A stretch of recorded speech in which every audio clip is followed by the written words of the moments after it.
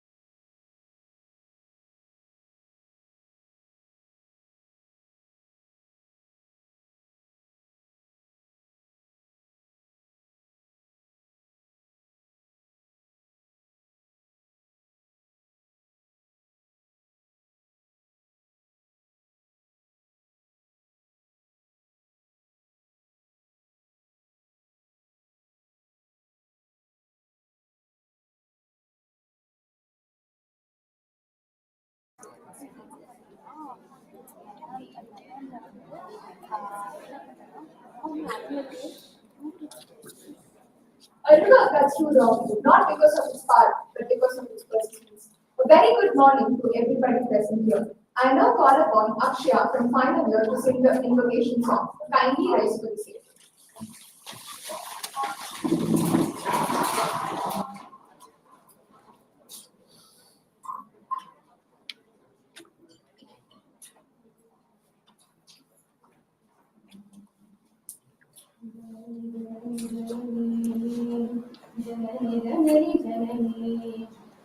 Janani Purani Naraniye Janani Janani Janani Jagakarani Purani Naraniye Janani Janani Janani Janani Janani Janani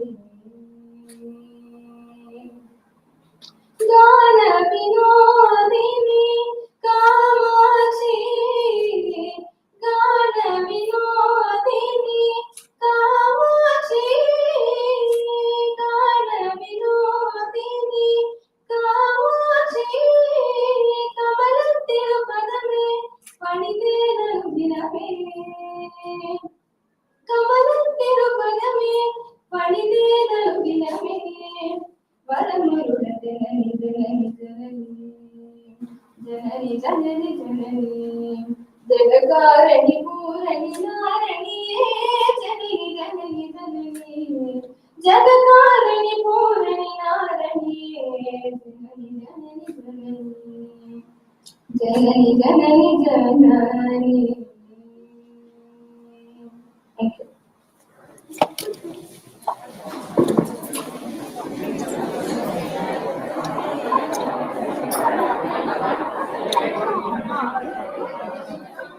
Thank you, Akshya. It was indeed a great start for today.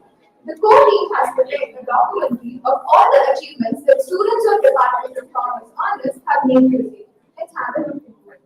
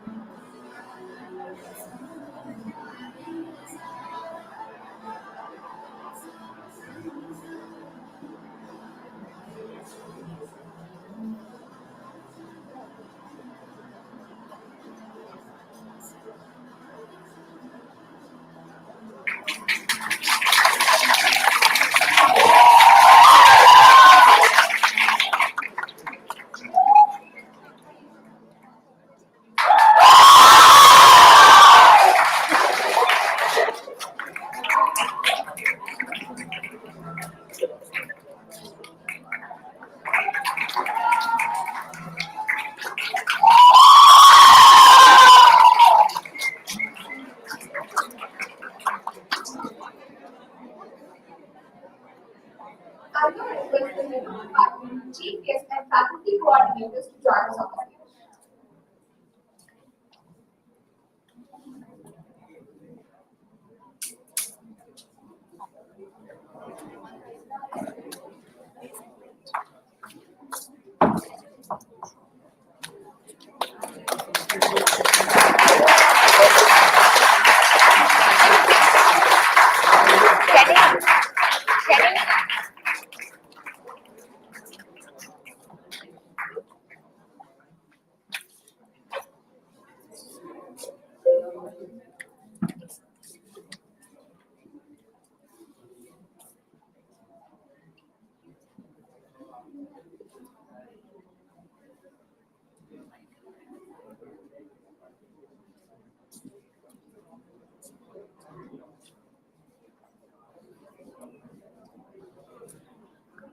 On behalf of the Department of Commerce Honors, I welcome our chief guest, head of department, faculties and students for the fourth edition of Aurora 2022 Digital Paradox Schooling the Digital River. I now request Dr. AURORA'22 Engineer Abhinaksha, head of Department of Commerce Honors, to welcome today's gathering and to our chief guest.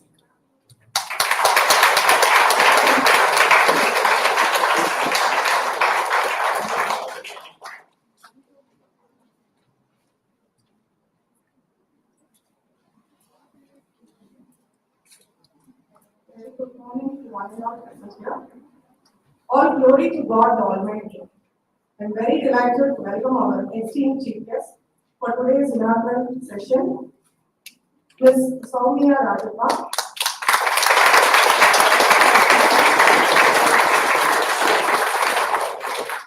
She has completed her CMA, ACS, and postgraduate in Human Resource Management. World Bank as Resource Management Analyst. She is an alumnus of Ethrax College for Women.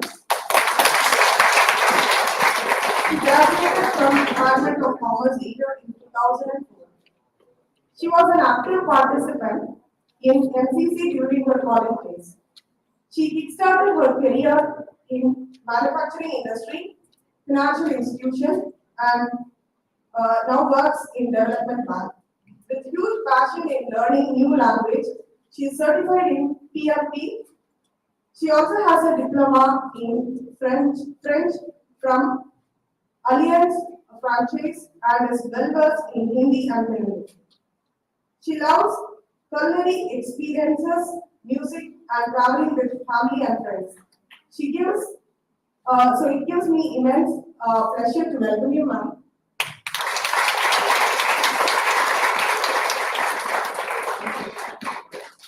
Next, I extend my welcome to the heads of the department, faculties of other departments who have joined us for today's inaugural session.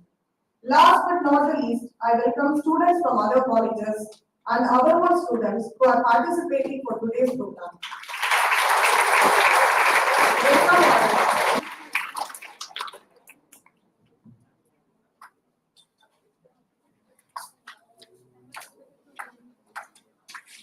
Thank you, ma'am. I now call upon Association Secretary Janani and Joint Association Secretary Varsha to deliver the association report.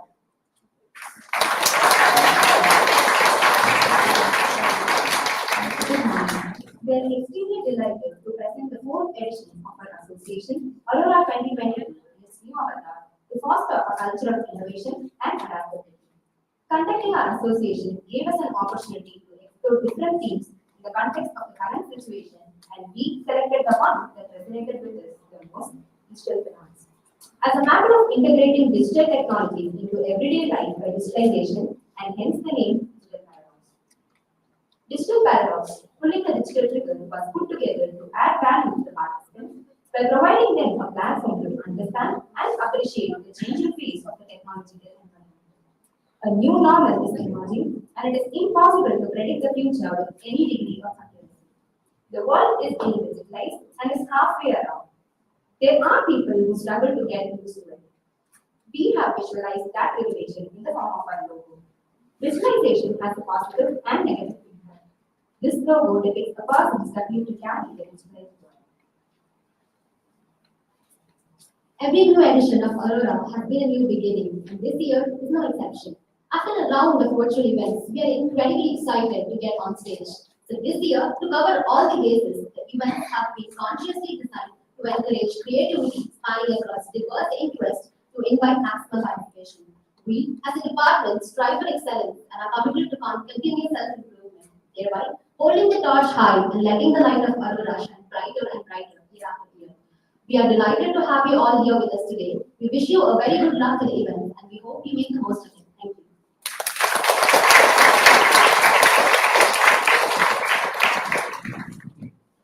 Thank you, Janani and Varsha. A special mention to Nitin Cheney from second year, who has designed the logo of AURORA'22 digital award to I request the audience to applaud for the mention.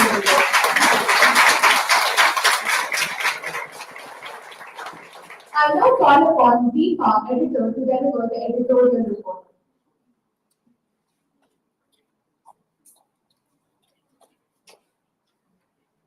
It is not the strongest of the species that survives, nor the most intelligent that survives. It is the one that is most adaptable to change. This quote was given by Charles Darwin. The primary shift that the world is currently undergoing is digitalization. This century will be remembered as a monument to all the firms that have thrived as a result of digitalization, as well as all the businesses that have been swept off their feet because they failed to follow Darwin's notion of survival of the fittest. The following are the subtopics chosen to further comprehend this phenomenon. The first topic is how crucial is the digital customer experience to online retailers. This topic was chosen to understand the convenience that digitalization offers to customers. People have resorted to internet shopping as everything is gradually becoming digitalized, allowing them to shop from the convenience of their own homes.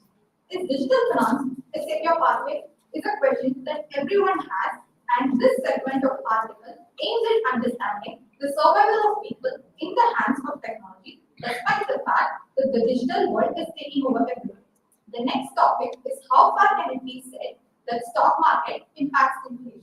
It aims at understanding the link between inflation and stocks.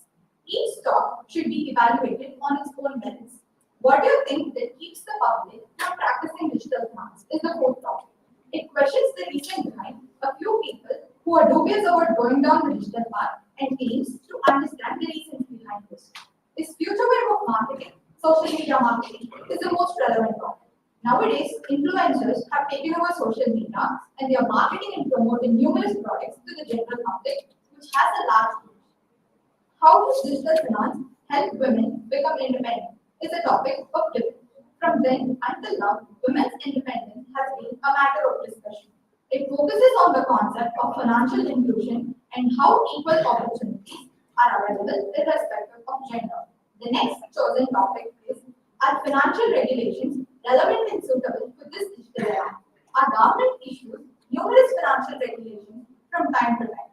How relevant are these in this digital era?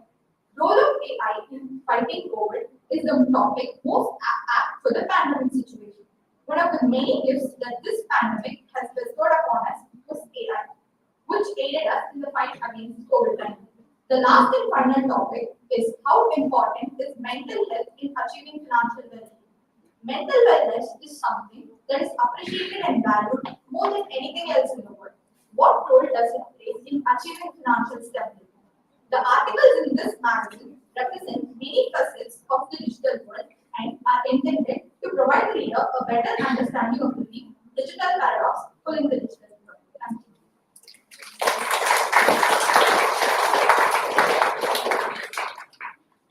Thank you, Deepa. I request all the faculty members, co-committee students to join the stage for magazine reads.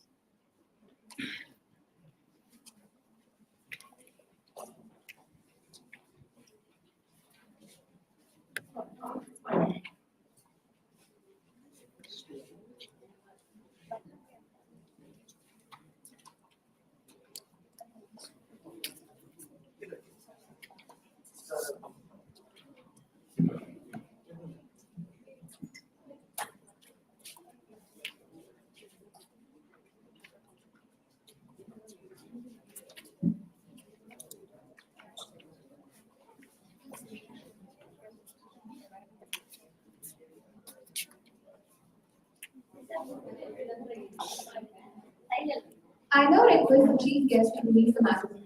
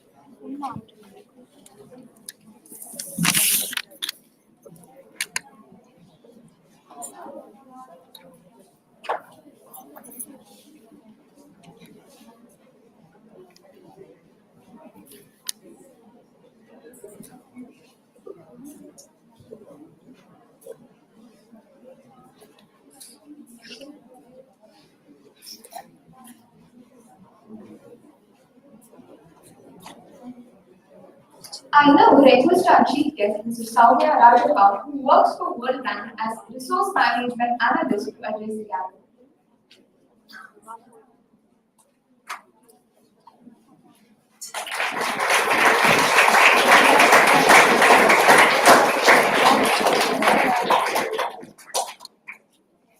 It is wonderful to be here today again after a very long time. My alma mater, thanks to Dr. Abhilaksha and management team. I can see the excitement for Aurora. There's a lot of hustle bustle and preparation. People are excited to get ready for the events. Some are preparing for the competitions up ahead. And of course, there is most of you, I can see the expression, Sinkrama Pesi Mudinga, if I need to go to the events.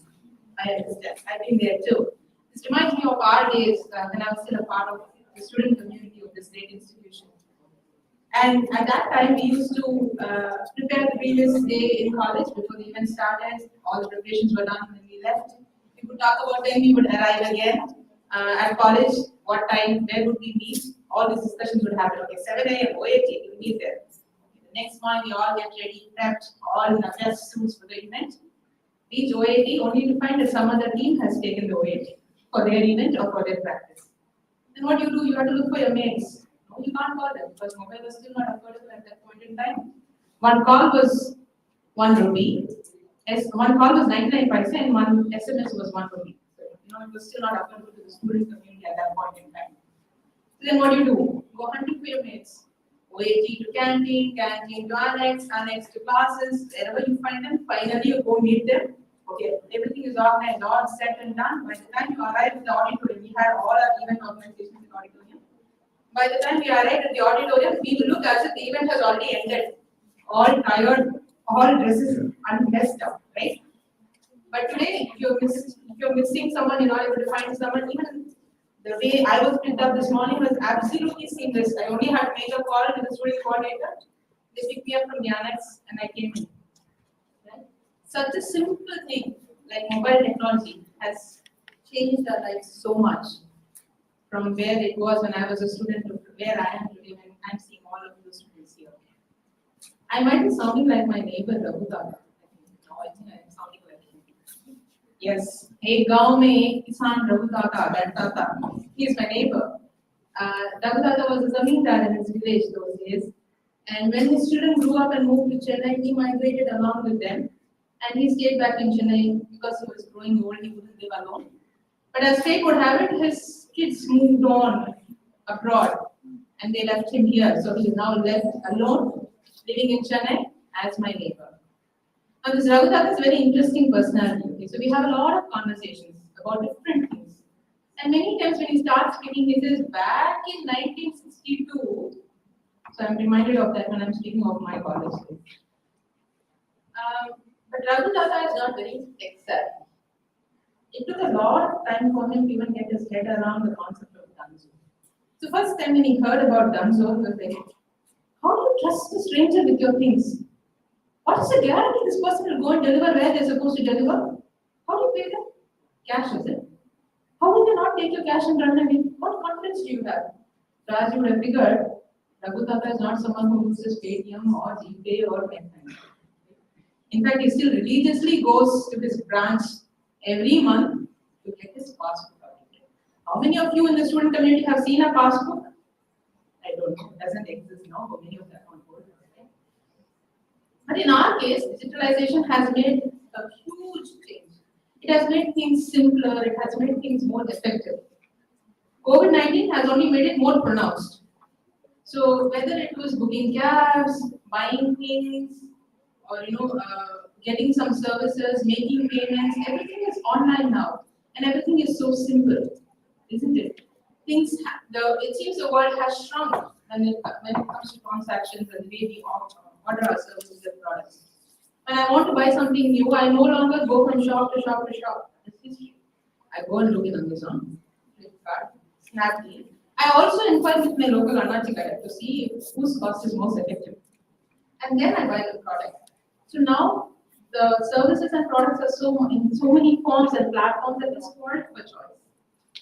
In fact, my friend used to do all these tailoring services for me. In fact, she was not a tailor. She had a tailor who used to do a wonderful job of stitching. I have not seen a tailor till date. I am stitching dresses with that person for more than 3 years now. I have not seen that person. I don't know where the shop is. I only know it's in Madhuri area. All I do is Dunzo my clothes to my friend, and my friend gets it, gives it, and stitches it, and collects it. My payment is through Paytm or GPay. So that's how the technology is. In fact, now my friend has moved on to Bombay. She still books Dunzo from my residence to the tailor who's in Chennai. So the technology has broken all boundaries. It transcends all boundaries and makes us a global citizen with every passing day. Not only for us consumers does the technology do favors like this. It also helps businesses a lot, right? There is a lot of cost saving that revolves around technology and automation. You would imagine days where the computer storage would have huge server buildings dedicated for storage. There would only be a limited storage. Earlier, when I started working, we used to have these notice notes where you could only get so many MBs of emails, then cut copy, store it physically, load it again. All those things are things of the past. It's all in cloud now. In fact, people don't even come to offices now, right? After COVID, it's all remote working. Things that could not have been imagined on a regular basis are happening like it was always this case. There's no question about it. Digitalization and technology has brought us so many benefits. There is low cost, there is higher quality, there is more effectiveness in serving consumers, you get instant feedback, higher customer satisfaction. Even businesses have managed to gain the most from technology developments. Sounds like utopia, isn't it? But the technology also comes with its own paradox. Everyone has two sides, and true to that saying is a technology also. Now, from a business perspective, having all online consumer data of their own customers online and using it for their improvement of their products and services, or to understand the user behavior, what kind of trends are happening, it's a very fair ask to allow business to use that data. Similarly, from a consumer standpoint, it's very, very fair to ask, whatever data I put up there online has to be protected. My privacy has to be protected. I don't want to be under constant surveillance. That is a very fair demand or ask of the clients as well, the consumers as well. These two are very contradictory, yet interrelated. They are all based on the same consumerism that we're talking about. And this is a situation of a paradox. And digitalization brings a whole lot of it along with its evolution. Now, as organizations deploy chatbots, technology, all the routine jobs that were being once done by people on the desk, the mundane fashion, are being replaced. So that means for a consumer, it is all very fast, very efficient, on their mobile phones, in their apps, right? It makes life so simple. So as a consumer, I'm standing to gain. But imagine if I were the employee of that organization whose job is being replaced by a chatbot. So as an employee, my job is constantly at stake. Technological evolution constantly puts me at a risk of me becoming unemployed. This is definitely a paradox that technology seems to be giving in different domains. Industries like banking, which thrive on personal relationship and consumer relationship, are also undergoing a lot of changes. Things are on apps, on net banking, on websites. This is great because now I don't have to wait in long queues to make a deposit or get a little cash, or even to update my passbook as Raghutata does. Or I don't have to be restricted by the times of working timing of the banks or the second Saturdays. Very dangerous second Saturdays here. Of course, this also means that the banks are starting to have fewer and fewer loyal customers. Now, people like Raghutata, who are very attached to a particular branch of a particular bank, will go to the same branch, the same bank, on the pretext of updating his passbook to have a chit chat with his friend at the desk. Or if they have a home loan requirement, they have a personal loan requirement, they have a vehicle loan requirement, they have an overdraft requirement, they have to open a new account or a safety locker account, they will still go to the same bank or the same branch because they're familiar with it, they're comfortable with it. But in these days, the banks don't have those kind of customers anymore, especially the younger generation. There is a lot of options. All the information is available online. People want to be transparent, so they make it available. And what happens to the consumer society? I have options, so I switch easily from one bank to another bank. Even the switching has been made very seamless and very hassle-free. So I switch from one bank to another bank. Or I end up taking services of a multitude of financial organizations. Home loan is one organization or one bank, fixed deposit in another, safety locker if at all I need it in some other bank. So it's becoming even more challenging for institutions to retain their customers. And this challenge only evolves as technology evolves. All the paradoxes that we're talking about only keeps evolving. So some of them are predictable, or some of them are known. You know that when this technology is going to be introduced, this is the kind of paradox that you will face. And then you can be prepared for it. There are some paradoxes that can be predictable based on the trends, right? It's not going to happen now. As soon as you launch the product or as soon as you make it available to the market, it's not going to happen. But over a period of time, this is bound to happen. Those are predictable paradoxes. And you can prepare your technology or your change management or your society to deal with that paradox at that point in time in the future. And the third kind of paradox, the third category, would be paradigm shifts. Now, these paradigm shifts itself come in two types. One is a sudden shock, like a shock to the society. Our very classic example of COVID-19. Nobody expected to be home for 2 years. None of us thought that stepping out would be considered illegal. You would be on a lockdown, a forced lockdown, right? Businesses would have to shut down or modify their way of doing business or interacting with the customers to even survive. So these kind of paradigm shifts come once in a while. There are other kind of paradigm shifts, that is, they are slow and subtle, and they happen over a period of time. Many times the change is not even noticed. They happen only when, they happen consistently, and only when the change is almost complete that people realize. A very classic example of cameras. So when the cameras were launched and people were taking photography, the cameras were expensive. You needed a special skill to take photographs. They were expensive. The photographs or the process of it itself was expensive. And only some people could take photographs properly in that camera. The lighting has to be right, the position has to be right, it cannot get blurred, there are only 36 photos. A lot of limitations, right? So camera companies like Sony or Nikon would have been competing among themselves to make the better technology available at a lower cost to consumers. Little did they know that a company like Nokia would launch a mobile phone with a camera and then become its competitor. Right? When Nokia came out with smartphones with cameras, it was a paradigm shift. People stopped using physical cameras, most of them. Now, as the mobile phones become more and more sophisticated and the cameras in them are more and more clearer and advanced, people tend to use a lot of their mobile phones. So you have photographers with pretty much everyone who has a smartphone today. The niche skill of photography is on the decline trend.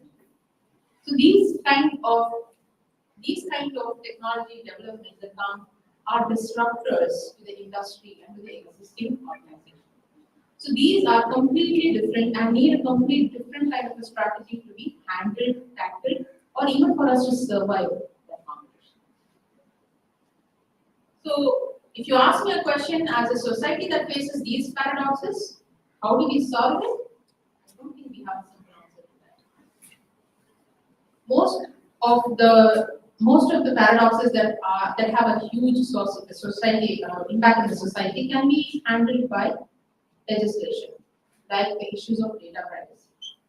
Data privacy has been taken very seriously once legislations have come out about it, right?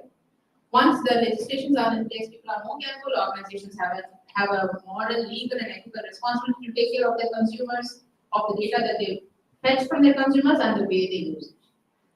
There is also an individual level responsibility that we can enforce by trying to choose and decide and limit the kind of information and the amount of information that we put out there online.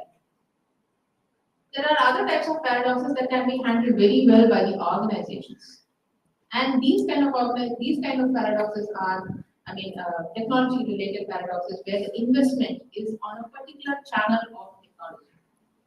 So people can, like banking industry, for example, they can invest more on mobile apps for the routine transactions and give a more humanized touch for transactions that require high level of advisory or value-added services. So if I'm trying to make a decision, then if I go and ask the chatbot, okay, tell me for my personal situation, will this deposit be better or this deposit be better? The chatbot Sophia is not going to answer that question. It's going to be a person, customer relationship person who will be able to assess or gauge that. Chatbot can only tell you the facts. This is the interest rate, this is what you will receive in return, this is the risk rate, these are the number of years you can make a deposit for, but really what suits you? It's a person who's going to be able to give you that advice. So banks will have, organizations like banks will have to humanize the transactions that can provide additional value to the consumers.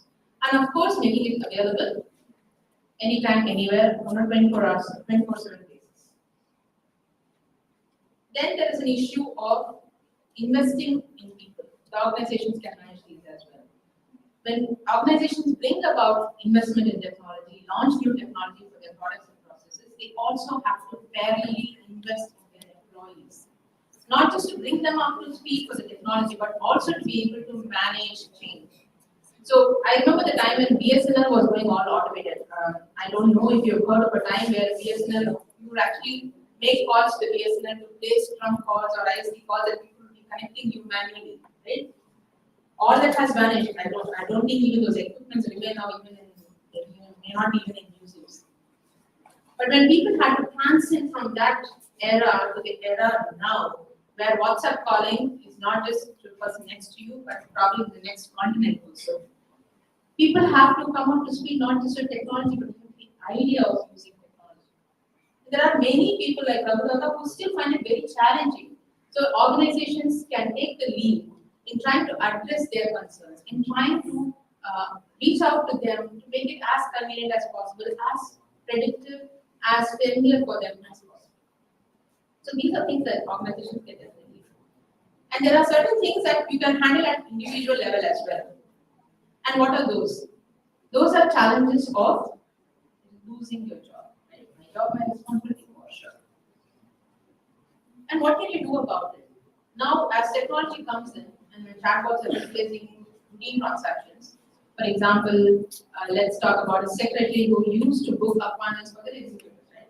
Everybody had a personal secretary who used to make appointments for their executives. Now, that job is largely redundant because you have tools to do that. You have automated calendar tools that can do the job for you. So, what happens to the secretary, you may think? Yes, they will lose this form of the job. But jobs are often not lost, they are morphed. Right? They morph into something else that you can leverage upon. So these kind of people, like the secretary who has extensive experience in scheduling and knows all the pain points in and outside of his job, will come in extremely valuable to app developers and technology developers who are looking to develop those tools. When they share their experiences, their knowledge, they become business consultants or business analysts in this world, and their experience comes in handy. But what do you do to bridge the gap between being a secretary and being a business consultant? It's an individual who needs to reskill and upskill. So every time there is a technology change, inevitably there will be changes to everybody around it, including the jobs and things. So that is something that can definitely be handled at the individual level. When we look at all this, I think it is only a collective responsibility of the legislatures, the organizations, and the individuals to handle digital paradoxes as they evolve. And as I leave for the day, I will leave you with the thoughts of George Westerman. Digital transformation, when done correctly, is like a caterpillar turning into a beautiful butterfly. But when done wrong, all you have is a really fast caterpillar. Thank you.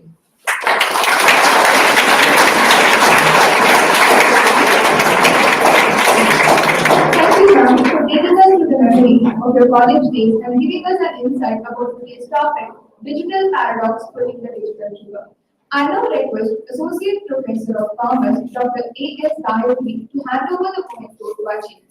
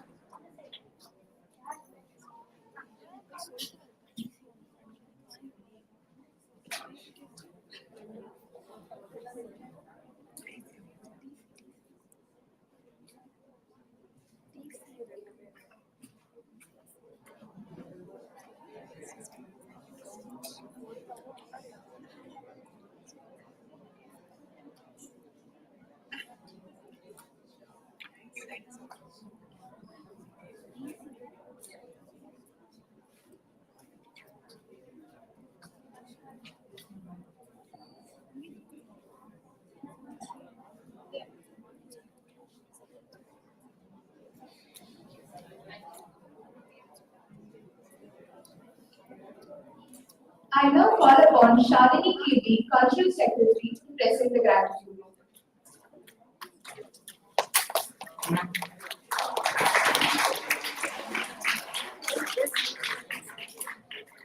Good morning to one and all present here. Gratitude makes sense of our past, brings peace for today, and creates a vision for tomorrow.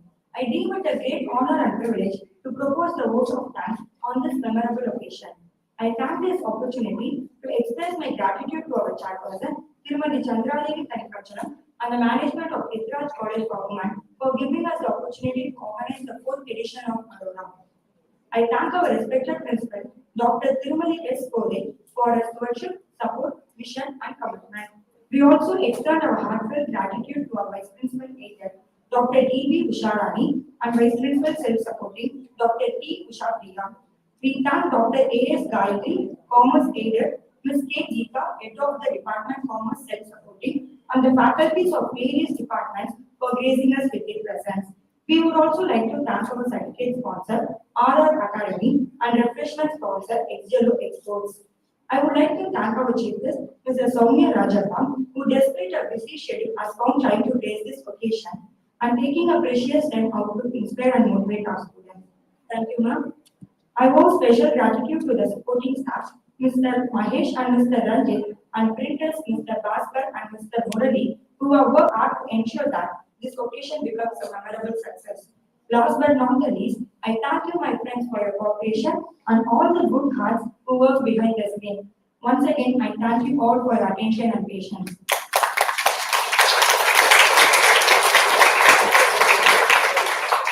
Now, may I request everyone to rise for our college.